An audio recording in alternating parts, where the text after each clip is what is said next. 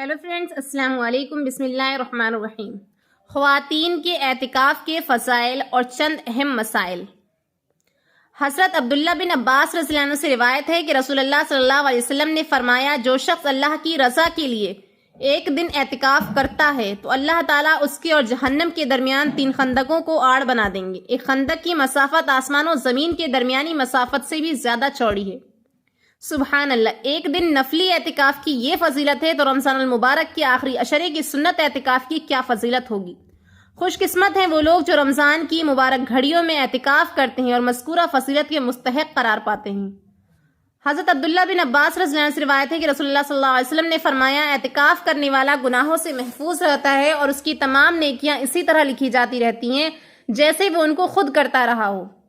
سبحان اللہ۔ متفقہ خاتون جتنے دن اعتکاف کرے گی اتنے دن گناہوں سے محفوظ رہے گی، اور جو نیکیاں باہر کرتی تھی اور اب اعتکاف کی پابندیوں کی وجہ سے یہ خاتون وہ نیکیاں نہیں کر پا رہی ہے تو اعتکاف کی حالت میں اس قسم کے اعمال کا ثواب اس کے نامہ اعمال میں پھر بھی لکھی جاتے ہیں۔ مسنون اعتکاف کا وقت کب سے شروع ہوتا ہے؟ 20 رمضان کو سورج غروب ہوتے ہی مسنون اعتکاف کا وقت شروع ہو جاتا ہے، اس لیے متفقہ خاتون کو غروب آفتاب سے کچھ دیر پہلے ہی نیت کر کے اپنے اعتکاف والی جگہ یا کمرے میں پہنچنا ضروری ہے، ورنہ اعتکاف سنت ادا نہ ہوگا۔ اور نیت دل کے ارادے کو کہتے ہیں۔ جب دل میں یہ ارادہ کر لے کہ اس رمضان میں کہ آخری عشرے میں سنت اعتکاف کرتی ہوں، بس اتنی نیت بھی کافی ہے، لیکن یہ بات ذہن نشین رہے کہ سورج غروب ہونے سے پہلے اعتکاف کی جگہ پہنچ کر نیت کرنی ہوگی، ورنہ سورج غروب ہونے کے بعد سنت اعتکاف کی نیت معتبر نہ ہوگی، وہ سب نفلی اعتکاف ہو جائے گی۔ اور نفلی اعتکاف جس وقت چاہے ختم کر سکتی ہے، اس میں وقت کی پابندی نہیں ہے۔ عورت کا اعتکاف گھر کی مخصوص جگہ میں، مرد مسجد میں، جبکہ عورت اس جگہ جو اس نے اپنے گھر میں نماز کے لیے اہم کر رکھی ہے وہاں اعتکاف پر بیٹھے گی۔ اگر کوئی جگہ نماز کے لیے مخصوص نہ ہو تو پہلے ایک جگہ مخصوص کرنا ضروری ہے، ورنہ اس کے بغیر اعتکاف میں عورت کے لیے بیٹھنا جائز نہیں۔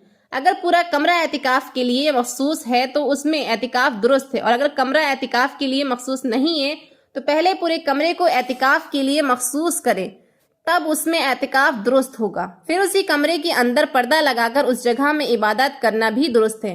تاہم جب پورا کمرے میں پہلے سے ہی اعتکاف کی نیت کی ہو تو پردہ لگانے کی ضرورت نہیں رہتی، البتہ لگانا بھی منع نہیں ہے۔ عورت کا اعتکاف میں بیٹھنے کا کمرہ کتنا بڑا ہونا چاہیے؟ بہتر یہ ہے کہ عورت جس کمرے میں اعتکاف کر رہی ہے وہ کمرہ چھوٹا ہو، 7 سے 8 فٹ کی جگہ ہو، تاکہ عبادات میں یکسوئی رہے۔ البتہ اگر کوئی عورت نارمل کمرے میں جو کہ رہائشی کمرہ ہوتا ہے اس میں اعتکاف کے لیے بیٹھ رہی ہے تو اس کی بھی گنجائش ہے، تاہم اس صورت میں عبادات میں یکسوئی کا خیال کرنا چاہیے تاکہ اعتکاف کا مقصد مکمل طور پر حاصل ہو۔ شوہر کی اجازت ضروری ہے۔ شادی شدہ خاتون کو اپنے شوہر کی اجازت سے اعتکاف کرنا ہوگا، پھر جب شوہر کی ایک مرتبہ اجازت دے دے تو اب منع کرنے کو اس کا حق نہیں ہے۔ غیر شادی شدہ خاتون کو اگر والدین اپنی خدمت کی وجہ سے منع کرے جبکہ وہ خدمت کے محتاج بھی ہوں تو پھر ایسی خاتون کو اعتکاف نہ کرے، بلکہ والدین کا کہنا مان لے، اس میں ان کو اعتکاف سے زیادہ اجر ملے گا۔ اعتکاف میں گھر کے کام کاج کرنا۔ اکثر خواتین کو گھر کے کام کاج کی دیکھ بھال کرنی پڑتی ہے یا گھر کے کام کاج خود کرنے پڑتے ہیں، تو اعتکاف کی حالت میں اسی اعتکاف کی جگہ میں رہتے ہوئے گھر کے کام کاج ایک خاص حد تک کر سکتی ہیں، لیکن ایسا بھی درست نہیں ہے کہ اکثر اوقات اعتکاف کی جگہ پر گھر کے کام کاج میں گزارے۔ کھانا پکانا۔ اگر کوئی کھانا پکانے والی دوسری خاتون نہ ہو تو مجبوراً اعتکاف کی جگہ میں رہتے ہوئے کھانا پکا سکتی ہیں، اعتکاف کی جگہ سے نکل کر نہیں پکا سکتی۔ سحری افطاری سب کے ساتھ کرنا۔ عورت اپنے گھر والوں کے لیے اعتکاف کی جگہ سے نکل کر سحری وغیرہ نہیں بنا سکتی، اور نہ ہی باہر نکل کر گھر والوں کے لیے ساتھ سحری افطار کر سکتی ہے، اس سے اعتکاف ٹوٹ جاتا ہے۔ البتہ اعتکاف کی جگہ میں سب گھر والے آ کر سحری افطاری کر سکتے ہیں۔ انسانی ضرورت کے لیے اعتکاف کی جگہ سے باہر نکلنا۔ اعتکاف سے صرف طبعی حاجت کے لیے نکل سکتی ہیں۔ طبعی حاجت جیسے پیشاب پخانہ یا فرض غسل، مثلا کسی کو خواب میں احتلام ہو جائے کہ نکلنا جائز ہے۔ سب سے بہترین بات یہی ہے کہ ایسے کمرے میں عورت اعتکاف کرے جہاں اٹیچ باتھ روم ہو، تاہم جب یہ سہولت میسر نہ ہو تو کسی بھی کمرے میں بیٹھ سکتی ہے۔ نفلی وضو یا غسل کے لیے نکلنا۔ نفلی وضو یعنی وضو کے ہوتے ہوئے تازہ وضو کرنا، یا فرض غسل کے علاوہ غسل یعنی سنت غسل جیسے جمعے کی نماز کا غسل کے لیے نکلنا جائز نہیں۔ جیسے ہی نکل کر غسل خانہ واش روم جائے گی اعتکاف ٹوٹ جائے گا۔ ہاں اگر وضو نہیں ہے اور نفلی عبادت جیسے تلاوت، نوافل وغیرہ کے لیے وضو کرنا چاہتی ہے تو اس کے لیے نکل سکتی ہے۔ گرمی لگنے کی صورت میں ٹھنڈک کے لیے غسل کرنا۔ اگر اعتکاف کی جگہ کے اندر نہانے کا انتظام ہو سکتا ہے تو اس اعتکاف کی جگہ میں نہا سکتی ہیں۔ اگر وہاں پانی گرتا ہو تو بھی کوئی حرج نہیں ہے، کیونکہ عورت کی اعتکاف کی جگہ حقیقی مسجد نہیں بصورت دیگر واش روم جا کر نہانے سے اعتکاف ٹوٹ جائے گا۔ تاہم اس میں یہ صورت ہو سکتی ہے کہ اگر عورت وضو کے لیے قضاء حاجت کے لیے واش روم جائے تو وہیں اپنے اوپر جلدی جلدی میں پانی بہا کر نہا لے، لیکن زیادہ وقت لگانا درست نہیں۔ البتہ جتنی دیر وضو میں لگتی ہے اتنی دیر میں نہا کر فارغ ہو کر جلدی نکلنے کی کوشش کریں۔ ہاتھ دھونے کے لیے کمرے سے واش روم کی طرف جانا۔ کھانے کے لیے ہاتھ دھونے کے لیے اعتکاف کی جگہ سے نکلنا درست نہیں۔ گویا ایک سنت عمل ہے لیکن شرعی یا طبعی حاجت نہیں ہے۔ صابن سے منہ ہاتھ دھونے کے ارادے سے اعتکاف کی جگہ سے نکلنا۔ وضو کے ارادے کے بغیر صابن سے منہ ہاتھ دھونے کے ارادے سے اعتکاف والے کمرے باہر نکلنے سے یا صرف اسے مقصد کے لیے بیت الخلاء یا واش روم جانے سے اعتکاف فاسد ہو جاتا ہے۔ ہاں اگر وضو ٹوٹ گیا ہے اور وضو بنانے کے لیے صابن لے کر نکلی ہے اور صابن سے جلدی جلدی میں منہ ہاتھ بھی دھو لیا تو اعتکاف نہیں ٹوٹے گا۔ سخت بیماری، جو عورت سخت بیمار ہو جائے اور اعتکاف میں ٹھہرنا مشکل ہو تو اگر ڈاکٹر کا اعتکاف والی جگہ پر آنا ممکن ہو تو بہت بہتر ہے، ورنہ عورت علاج معالجہ کے لیے نکل جائے، اس سے اعتکاف تو ٹوٹ جائے گا، ایک روزہ اور ایک دن رات قضا بھی کرنا پڑے گی، مگر متفقہ عورت گنہگار نہ ہوگی۔ قضا اعتکاف کا طریقہ یہ ہے کہ صحت ملنے پر اسی رمضان میں یا عید کے بعد مغرب کے وقت سے پہلے اعتکاف والی کسی بھی کمرے میں اعتکاف کی نیت سے موجود ہونا اور اگلے دن مغرب کے وقت تک ٹھہرنا لازم ہوگا، اور قضا میں لازم ہے کہ 7 روزہ بھی رکھے، چاہے اسی رمضان میں فرض روزہ رکھنے کے ساتھ اعتکاف کی قضا کرے، یہ بھی درست ہے، یا عید کے بعد روزہ رکھنے کی 7 اعتکاف کی قضا کرے، تاہم روزہ رکھنا قضا اعتکاف کے ساتھ لازم ہے، بغیر روزے کے قضا اعتکاف نہیں ہوتا۔ بلا ضرورت شرعی و طبعی کے لیے نکلنا۔ شرعی یا طبعی حاجت کے علاوہ کسی اور کام کے لیے اعتکاف سے نکلنا جائز نہیں۔ اگر شرعی یا طبعی حاجت نہیں تھی پھر بھی اعتکاف سے نکل گئی تو جان بوجھ کر نکلی ہو یا بھول کر ایک گھڑی کے لیے نکلی یا 1 گھنٹے کے لیے، سنت اعتکاف ختم ہو گیا اور وہ نفلی اعتکاف بن گیا، ایسی صورت میں ایک دن اعتکاف کی قضا روزہ سمیت کرنی چاہیے۔ قضا اعتکاف کا طریقہ اوپر بتلایا جا چکا ہے کہ اسی رمضان میں یا عید کے بعد مغرب کے وقت سے پہلے اعتکاف والے کمرے میں اعتکاف کی نیت سے موجود ہونا اور اگلے دن مغرب کے وقت تک ٹھہرنا لازم ہوگا، اور قضا میں لازم ہے کہ 7 روزہ بھی رکھا جائے، اسی رمضان میں فرض روزہ رکھنے کے ساتھ ساتھ اعتکاف کی قضا کرے، یہ بھی درست ہے، یا عید کے بعد روزہ رکھنے کے ساتھ اعتکاف کی قضا کرے، تاہم روزہ رکھنا قضا اعتکاف کے ساتھ لازم ہے، بغیر روزے کے قضا اعتکاف نہیں ہوتا۔ اعتکاف میں بات چیت کرنا۔ بعض خواتین کا خیال ہے کہ اعتکاف میں بیٹھ کر بالکل بات نہیں کر سکتی، یہاں تک کہ اپنے محرم مردوں سے بھی پردہ کرنا ہوتا ہے وغیرہ وغیرہ۔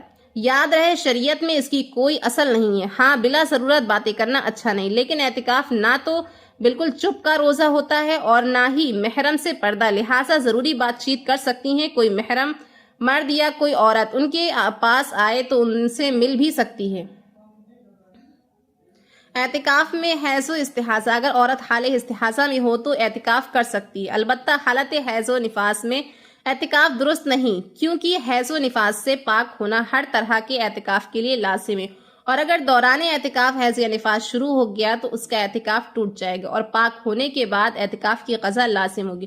قضا اعتکاف کا طریقہ وہی ہے کہ اسی رمضان میں یا عید کے بعد مغرب کے وقت سے پہلے اعتکاف والے کمرے میں اعتکاف کی نیت سے موجود ہونا اور اگلے دن مغرب کے وقت تک ٹھہرنا لازم ہوگا، اور قضا میں لازم کے ساتھ روزہ بھی رکھنا چاہیے۔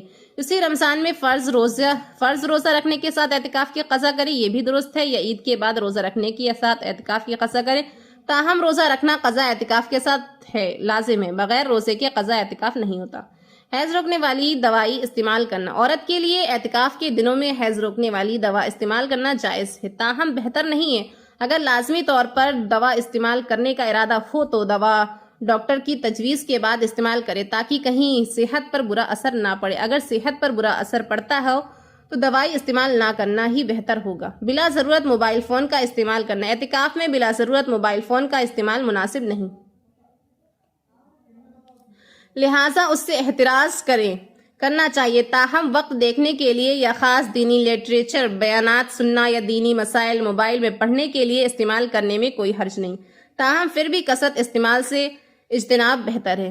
اعتکاف میں آن لائن کلاسز لینا۔ اعتکاف میں دینی تعلیم سیکھنے سکھانے کے لیے آن لائن پڑھائی کے لیے کلاس لینا جائز ہے، اور اگر آن لائن پڑھائی دینی تعلیم کی نہ ہو بلکہ عصری دنیاوی تعلیم کی کلاس ہو تو پھر کوشش کرنی چاہیے کہ کلاس سے چھٹی لے، لیکن اگر چھٹی ملنا مشکل ہو تو کورس جانے کا خطرہ ہو اور اسے دوبارہ پڑھنے کور کرنے میں مشکلات درپیش ہو تو پھر آن لائن کلاس لینے میں بقدر ضرورت گنجائش ہوگی، لیکن اعتکاف کے اکثر اوقات میں انہیں کلاسز میں مصروف رہنا یہ بالکل بھی مناسب نہیں ہوگا۔ اعتکاف سے نکلنے کا طریقہ۔ عید کے چاند کے جیسے ہی اعلان ہو تو سنت اعتکاف مکمل ہو کر خود بخود ختم ہو جاتا ہے، اس کے ختم کرنے کے لیے کوئی بھی مخصوص عمل نہیں ہے۔ بعض غیر ضروری رسومات۔ بعض لوگ اعتکاف کے اختتام پر متفقہ مرد یا متفقہ خاتون کو مبارکباد دینا لازمی سمجھتے ہیں اور اسی رات کو ان کے گھر میں یا اپنے گھر بلا کر دعوت، طعام وغیرہ کا پروگرام بھی لازم سمجھا جاتا ہے، جس کے نہ ہونے کی وجہ سے بات ناراضگی کی طرف بڑھ جاتی ہے۔ یہ سب محض ایک رسم ہے، اس سے اجتناب کرنا چاہیے۔ اعتکاف کی کوئی مخصوص دعا ہے کہ نہیں؟ اعتکاف کی کوئی مخصوص دعا نہیں ہے، البتہ نبی کریم صلی اللہ علیہ وسلم نے رمضان المبارک کے آخری عشرے میں یہ دعا مانگنے کی زیادہ ترغیب فرمائی ہے کہ عائشہ رضی اللہ عنہا سے روایت ہے کہ میں نے نبی کریم صلی اللہ علیہ وسلم سے دریافت کیا کہ اگر مجھے لیلۃ القدر کا پتہ چل جائے تو میں اس رات کو کیا کہوں؟ آپ صلی اللہ علیہ وسلم نے ارشاد فرمایا، یہ کہو اللہم انک عفو تحب العفو فاعف عنی۔ جو مسلمان بہنیں اعتکاف کا ارادہ رکھتی ہیں وہ مجھے بھی اپنی خصوصی دعاؤں میں ضرور یاد رکھیں۔